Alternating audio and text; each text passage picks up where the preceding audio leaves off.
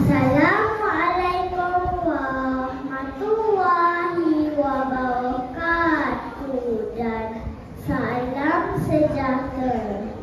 Nama saya Nurhaliza binti Nur Syahir. Saya berumur 8 tahun.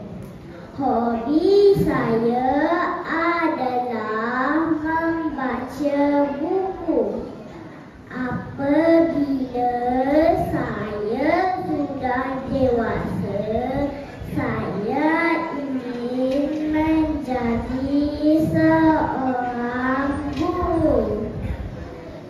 Saya bersekolah di Sekolah Kebangsaan Felda Palong 7. Pada hari ini, saya akan membicarakan tentang sebuah buku cerita kegemaran saya. Tajuk buku cerita ini ialah Kisah Nabi Muhammad SAW.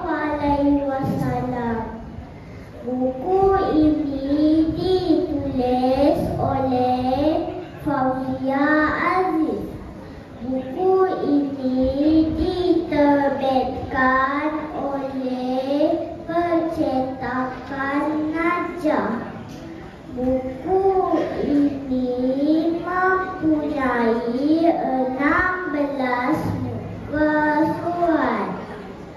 Akhir sekali, saya ingin mengajak semua rakan untuk membaca buku ini kerana buku ini banyak pengajaran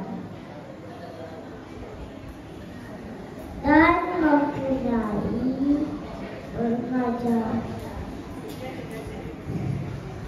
Sekian, terima kasih.